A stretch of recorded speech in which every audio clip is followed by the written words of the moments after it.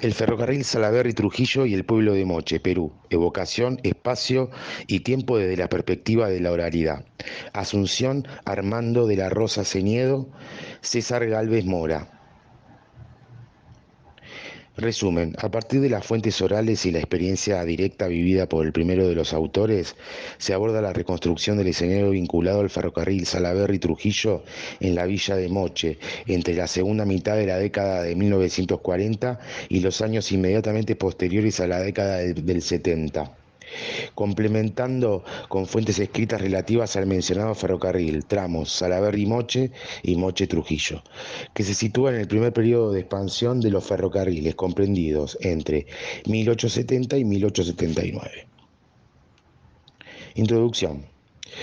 Hacia 1935 el sistema ferroviario de la provincia de Trujillo, departamento de La Libertad, costa norte del Perú, estaba formado por el ferrocarril Salaberry-Ascope y sus diversos ramales, y los ferrocarriles que pertenecían a las haciendas azucareras asentadas en el Valle de Moche, donde se ubica la ciudad de Trujillo, y el vecino Valle de Chicama, en el cual está la ciudad de Ascope. Hacia 1905 se habían tendido líneas férreas que conectaban el puerto de Salaberry a 13 kilómetros al suroeste de Trujillo con las haciendas azucareras de Casagrande, Cartaballo, Valle de Chicama y Laredo, Valle de Moche. Darget 2017, página 92. Las líneas férreas tenían una trocha de 91 centímetros, a diferencia del ferrocarril Pascamayo, cuya trocha medía 144 centímetros. Junta del cuarto centenario de la fundación de Trujillo, 1935, página 76. El ferrocarril Salaberry-Trujillo fue construido desde 1875 a 1876. En el primer periodo de expansión de los ferrocarriles, del 1870 a 1879. La aprobación y autorización de la propuesta ocurrió en 1870, en el gobierno del presidente don José Balta, 1869-1872. Tuvo una extensión programada de 10 kilómetros. Penano, 1979. Y el contratista o constructor fue don Juan Miguel Ugarte. Este ferrocarril era de propiedad privada. Su financiación fue posible gracias a una garantía estatal equivalente al 7%. Y tenía dos tramos, Salaberry-Moche y Moche-Trujillo, por donde corrían 6 trenes diarios, tanto de pasajeros como de carga. El ferrocarril Salaberry-Trujillo-Ascope tuvo una longitud de 76 kilómetros y un costo de 646.950 LP. Gutiérrez, 1993, página 358.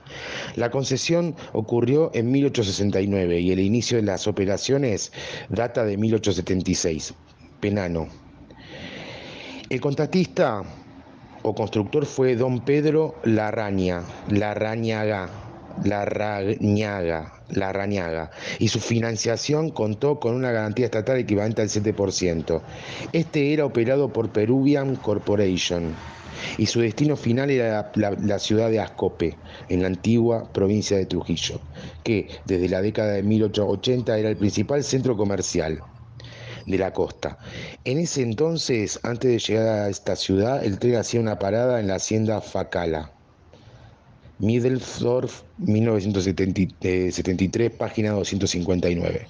El puerto de Salaberry surgió en la década de 1870 como inicio del ferrocarril que unía los valles de Moche y Chicama, y se convirtió en el puerto de Trujillo porque ofrecía mejores condiciones que Huanchaco. Middelsdorf, 341, Stirlik, 1918, página 401. Lugar que antes de la construcción de la línea férrea cumplía esa función. Middelsdorf, página 258. Desde la década del 1880, el tramo de ferrocarril Moche-Trujillo cruzaba un puente instalado sobre el río Moche. La estación de Trujillo era sencilla y desde ahí salía un tranvía jalado por caballos que llegaba hasta la plaza de armas de la capital del departamento. Desde la década de 1880, el viaje en ferrocarril desde Salaberry a Trujillo demoraba media hora y solo había una parada en Moche.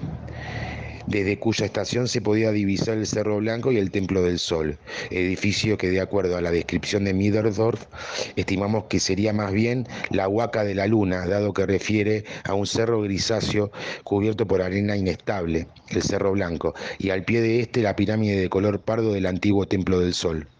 Además, en esa época el ferrocarril favoreció la elección de Moche como balneario de las familias trujillanas, a pesar de que esa villa distaba a 2 kilómetros de la playa.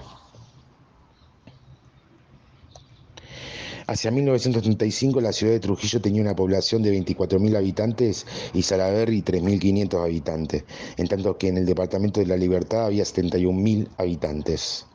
En el marco general, las fuentes orales y la experiencia directa vivida por el primero de los autores, nacido en Moche en 1939, permiten rememorar el recorrido del tren y la vida cotidiana tradicional en esta villa entre la segunda mitad de la década de 1940 y los años inmediatos a la década del 70. Información que no es de ser publicada, corre riesgo de perderse. Durante nuestro trabajo hallamos información gráfica en varias publicaciones. A. El recorrido de los ferrocarriles existentes hacia 1935. B. Plano de Trujillo, 1935, donde se advierte que la antigua estación del ferrocarril estaba en la avenida España, entre las calles Cela y la prolongación de la calle Restauración, ahora Estete. C. Un mapa del Departamento de la Libertad con trazo del ferrocarril Salaberry-Ascope. García, 1972, página 77.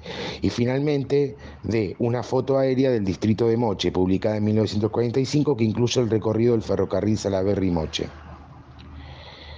Villa de Moche. La villa de Santa Lucía de Moche tenía esa categoría desde la ley del 10 de noviembre de 1906 y contaba con 2.149 habitantes agrupados en 442 familias hacia 1945. Caracterizaban al pueblo una plaza tradicional presidida por la iglesia, antiguamente había un convento. Las casas pintadas de blanco a la cal, con zócalo de colores rojo, plomo, azul, entre otros, y puertas con tonos logrados con pintura al aceite, que contrastaban con la bicromía de las fachadas. El ferrocarril Salaberry-Trujillo pasaba siguiendo el borde este del área urbana de la villa.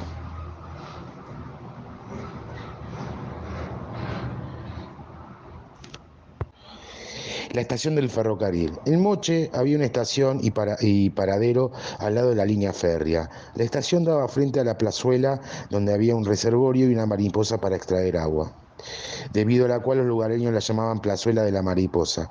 Este espacio público ocupaba un área en la esquina de las calles de José Alves y Elías Aguirre, y desde ahí un brazo de la línea pasaba hacia el oeste por la calle Alfonso Ugarte y la calle Inclán, de donde se dirigía hacia el rumbo sur al balneario de las Delicias, distante a 8 kilómetros en línea recta de la villa de Moche. La plazuela era singular por varios aspectos.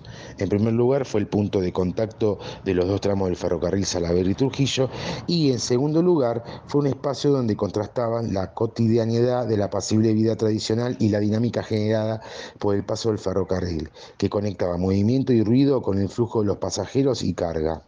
Desde antes de la década del 40, los lugareños se apostaban en las inmediaciones de la plazuela y la estación cada domingo, para ofrecer a los viajeros que iban a la Delicia y Salaberry viandas típicas de Moche, como el tradicional frito de chancho con yuca, sancochada y salsa de cebolla, diversas frutas nativas, entre estas lúcuma, guayaba, maní, y tubérculos como el camote y la yuca.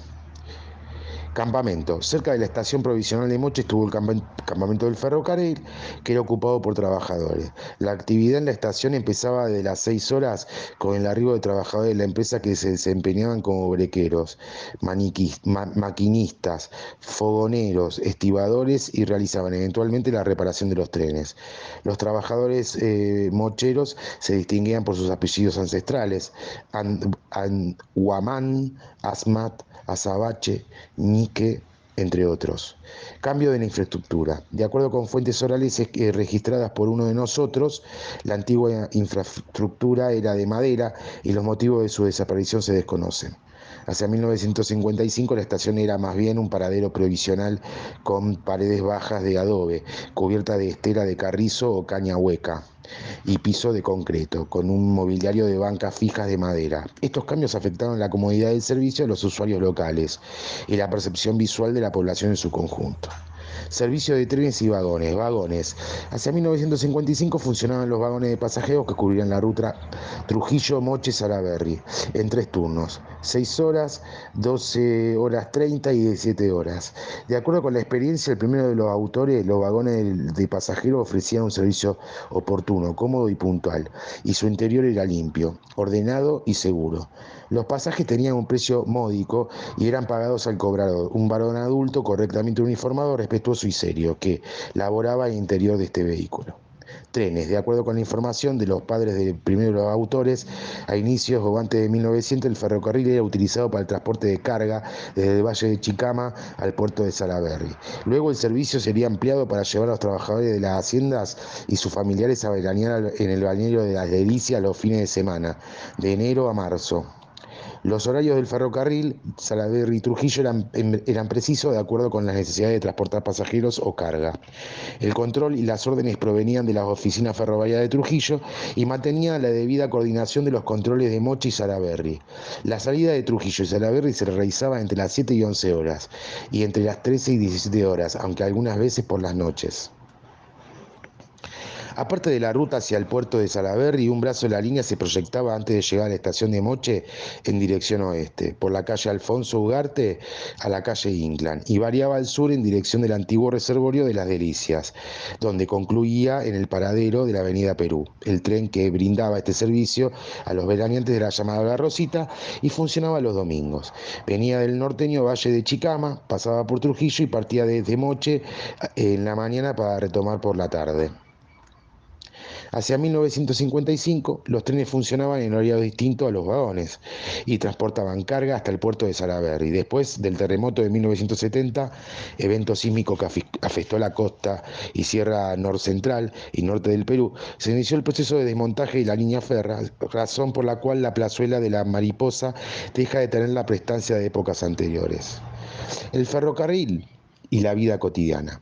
Para los chicos nacidos en la década de 1940, el arribo del tren a la estación de Moche despertaba curiosidad e inquietud por ver su chimenea con humo negro o blanco y escuchar el silbato, al punto que se convertía en un sano esparcimiento infantil y familiar.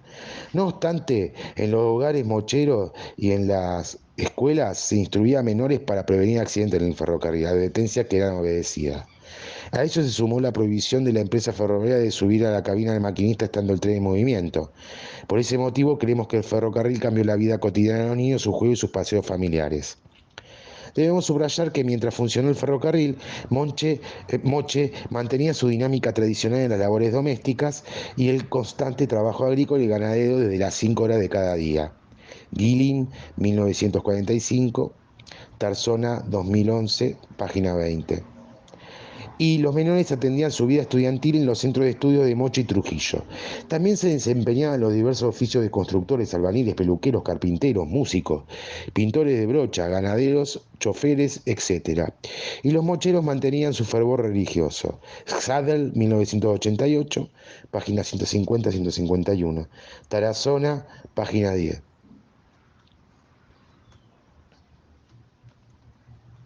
Los padres del primero de los autores destacaban la oportunidad que brindaba el ferrocarril para mejorar la vida familiar, así como el transporte de productos agrícolas y minerales.